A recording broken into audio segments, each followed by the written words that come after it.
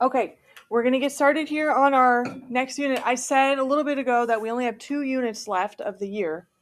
So we're getting kind of down to the last little wire here. But the last couple of units that we're going to talk about are going to deal a lot with circles. Now, we know some stuff about circles already. You guys know what a circle looks like. You know how to tell the difference between a radius and a diameter. You know how to find area of a circle. You know how to find circumference of a circle. We even talked about finding like the area of a circle sector a couple of units ago when I was just looking at a portion of a circle. So we know how to do some stuff with circles already. What we're going to focus on in this new unit is, can we apply those similarity transformations that we did with other shapes in the past? Can those apply to circles? And then some of these more unique or different segments that can appear inside of a circle and how they can kind of start to impact. We'll talk about things in a circle called like chords. We'll talk about inscribed angles. We'll talk about the arcs that make up a circle. And then that'll kind of lead us into our next unit as well, the last one. So we all know what a circle looks like. And the first question I have to ask you guys this morning is, do you guys think all circles are similar to each other? Yes? I've got some yeses and some nos in the audience here. What does it mean for something to be similar? So same shape, right? So they have the same number of sides. In this case, if it's a circle, it has to stay a circle. Okay, it can't become a triangle. It can't even become like an oval shape. It has to be a circle, like what I have up here. Okay, I could have this circle be the same shape. But same shape, different size. So could circles be different sizes from each other? Yes. Yeah. Think about if you go order a pizza somewhere. Usually most pizza places have multiple sizes for their pizzas, right? They've got small, medium, large, maybe an extra large. Maybe they even have like a personal pizza or a kid's pizza or something. Those are all circles if we're thinking about just a traditional pizza, okay? They're all circular shaped, but they might be different sizes. But they still have that circular like image to them. So I think it's fair to say all circles will be similar. So we can say true for that. Now, will they all be congruent is a different question. If they were saying, are all circles congruent, we'd have to say no to that. Because congruent means same shape and same size. Circles have to be the same shape, but they don't necessarily have to be the same size. Now, on here, it talks about, we're going to check this out with Desmos. We're not going to do that. I'm not going to pull up Desmos for this, but we need to know if we can get one circle to match up with any other circle using only similarity transformations. So think back, this is going way back to like first semester stuff. When we talked about different ways to manipulate a shape and like move it around on the graph, we had different ways that we could do that. Do you guys remember what any of those similarity transformations were called? Translation was one of them. What was another word we used for translation to like describe the movement? What does a translation do? Moves it, right? It like pushes it left or right, up or down. Sometimes we would call it a slide. Translation is like you're sliding the shape around on the graph. Okay, what was another one that we talked about? Rotation. Or maybe a turn, if you're turning a shape, like your steering wheel is a circle in your car. When you're turning that, you're rotating the circle. What's another one? Reflection. Or we would sometimes call that flip. You're taking your circle and you're just reflecting it. You're flipping it over a line, maybe over a point. Okay, now similarity transformations was different than congruent transformations. Congruent were just those three.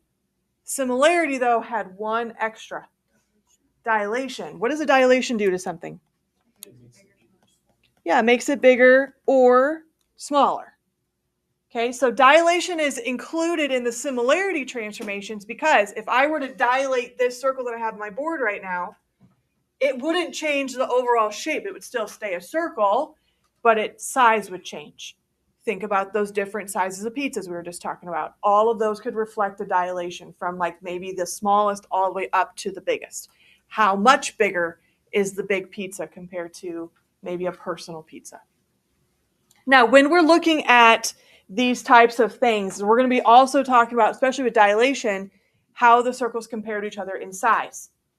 Because if I had this circle here, and I just was working with this one here on my board, if I were to translate that, so if I were to just push it to the right, I don't change the size of it at all, the circle is not going to change as far as its appearance. It's just going to maybe be in a different location.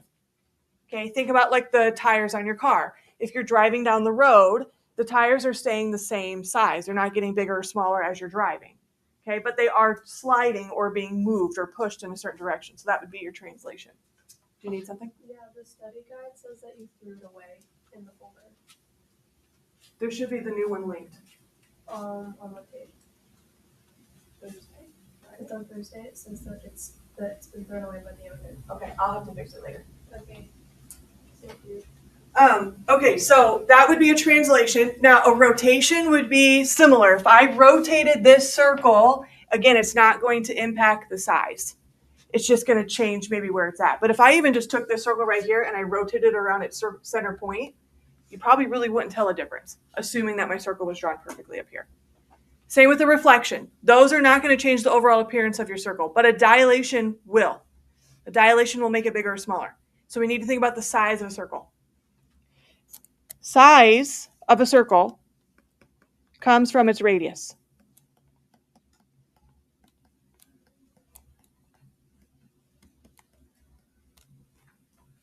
Now, someone last hour said, but isn't a radius half of a circle? It's not the full circle. Okay, but a radius, remember up here, would be going from the center to the edge of the circle. Okay, if I were to do that anywhere here, if I were to draw in a lot of different radii, would any of these segments be different lengths? No, they'd all be the same. All of these would be a radius. So all these points that are on the outer edge of my circle, they're the same distance away from the center, which is why we use the radius. Now, diameter might show up just because a radius and a diameter are connected to each other in that we know a radius is half of a diameter. But if we're trying to just compare and like think about what scale factor did they use for my dilation, we're going to want to make sure that we look at the radius. So make sure you pay attention to that because there will be times where they try to sneak in a diameter to make sure that you're paying attention. So the two things up here that can really change what's happening with your circle or maybe move it around could be represented with a dilation because that would change its size, and then a translation. Rotations and reflections can happen, but we could also maybe just say, well, it got slid this direction even if it was being reflected over a line or it was being rotated a certain number of degrees around a point. A translation is also going to help us just understand that relationship as well. So that's what we're going to focus on today, is how do we write out what translation occurred and what dilation occurred.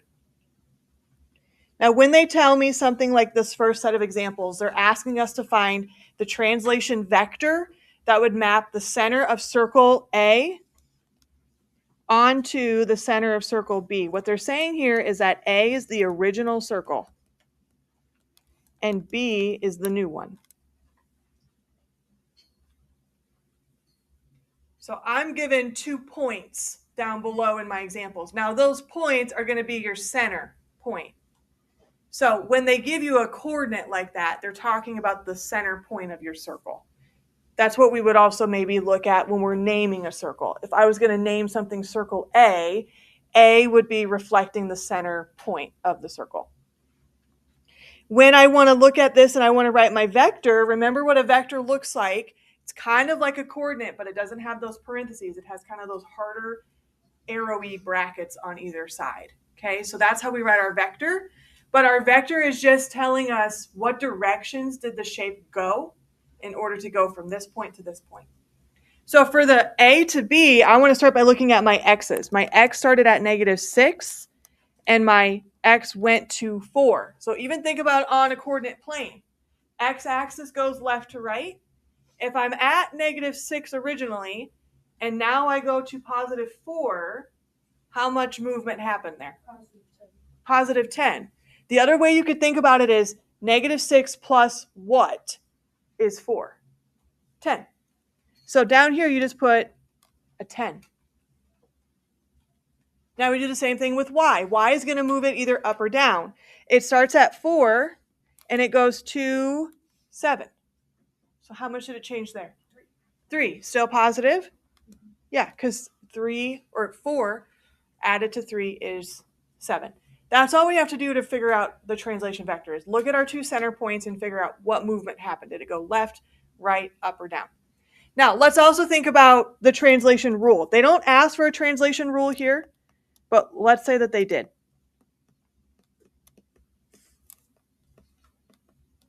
Translation rule uses this information, but it writes it a little bit differently. It is written as a coordinate. Does anyone remember how we would write a rule?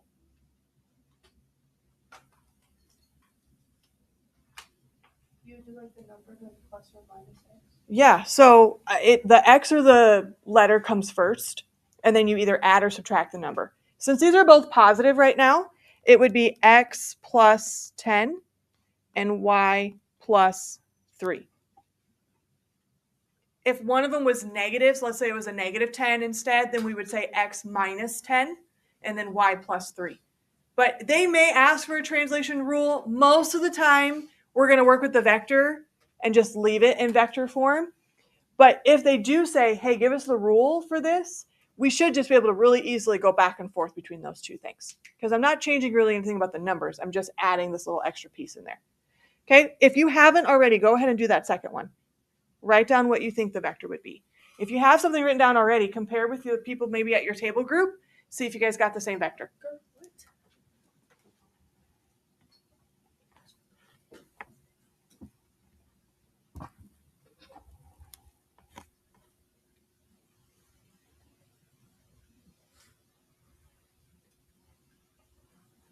So how'd you guys move it from 4 to 6?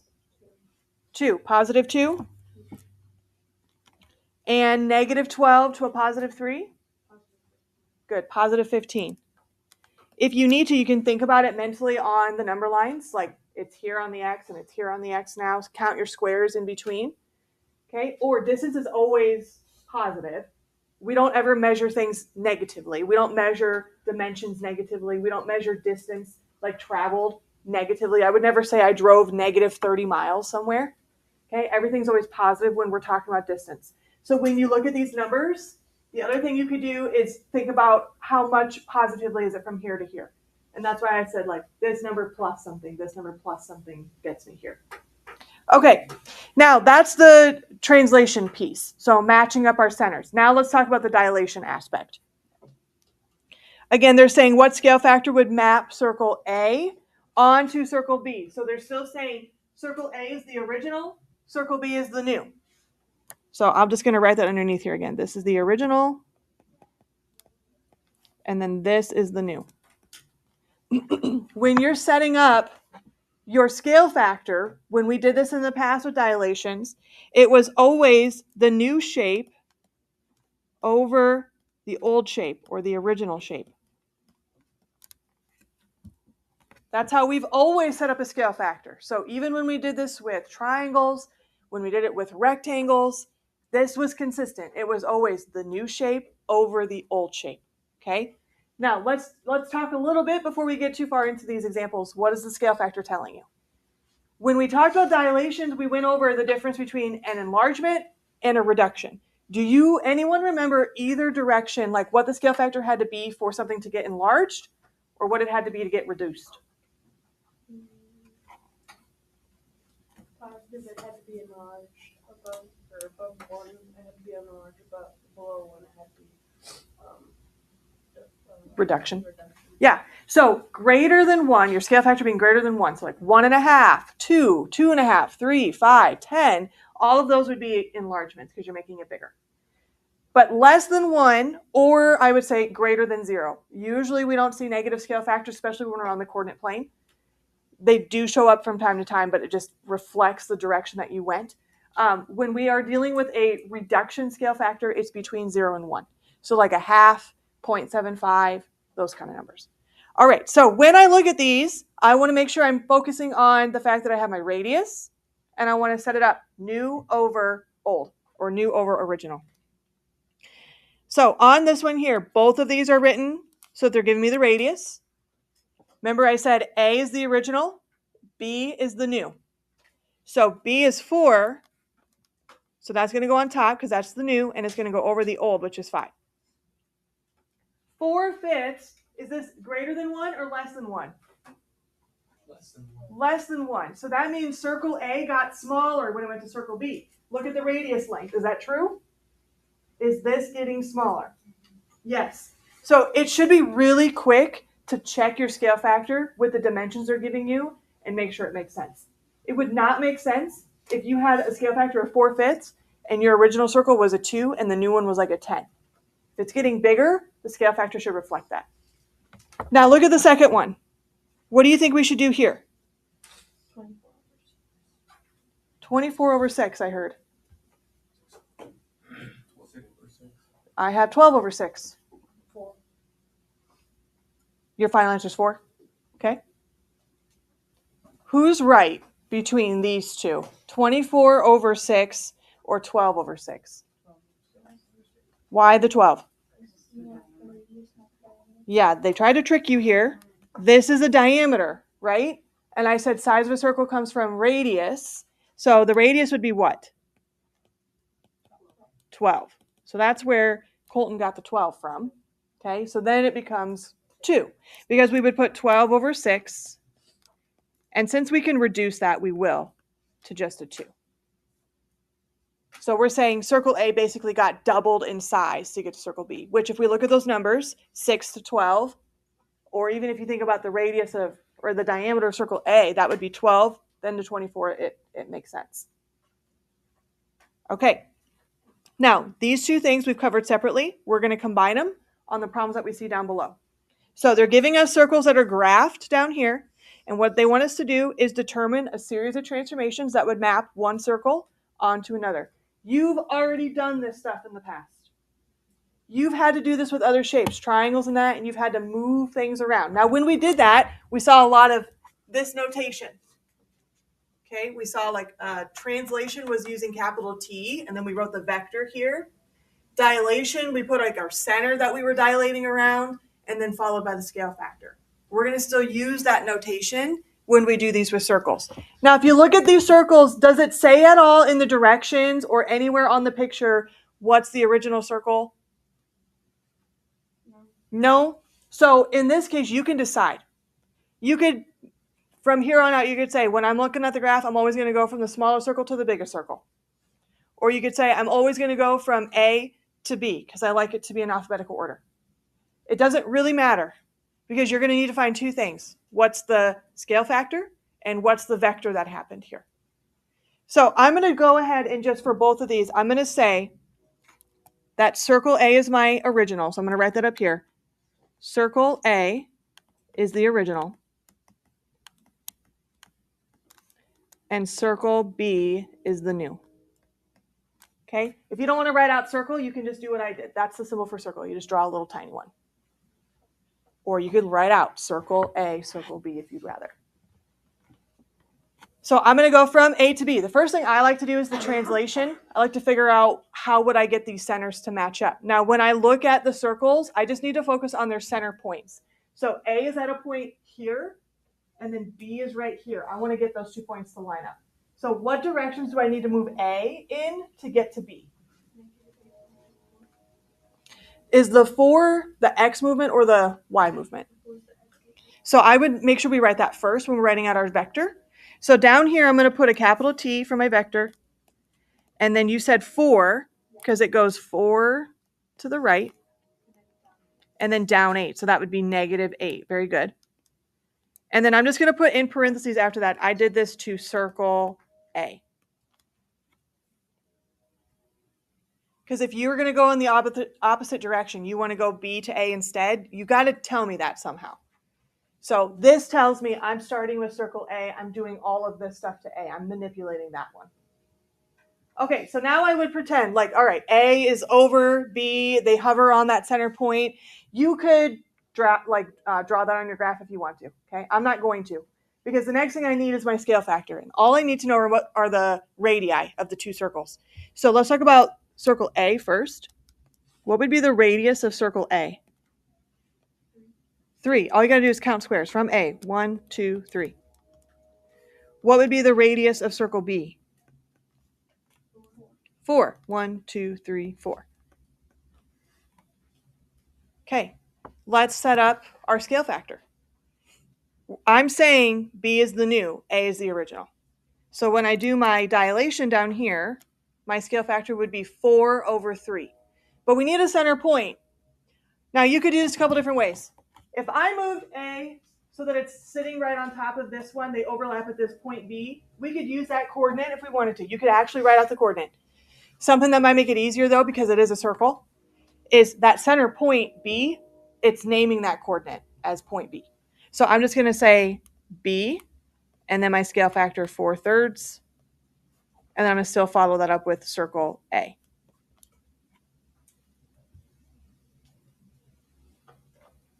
So let's do the next one. This is the last one here. What would be, I'm going to have us do A to B again.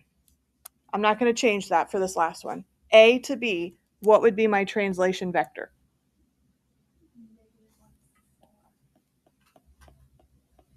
-1, 4, she said. Everyone agree with that? Yeah. From A to B, I go left 1, that's -1, up 4. So that's good. And then after that, I'm just going to say circle A. Okay, what would be the radius of circle A?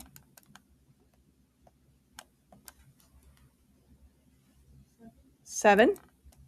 What's the radius of circle B? 3.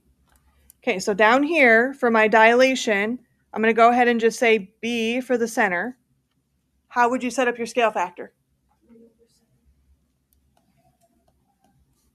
And then circle A. Again, if you look at these two problems, kind of zoom out, look at them both together, your scale factor should reflect what's happening on the graph. Over here, I said 4/3, which means this is going to be bigger than 1. This would be 1 1/3. So A got bigger. That looks like this is the case. So the scale factor represents what's going on up here. On this case, A was much bigger than B was, so it should have been getting smaller, which means my scale factor should be less than 1, which it is. Make sure you check that. That's probably the biggest mistake I see kids make, is they write their scale factor incorrectly, and then it doesn't actually reflect what's going on in the picture. So just take a second to make sure you check that. All right, do we have any questions on that from today?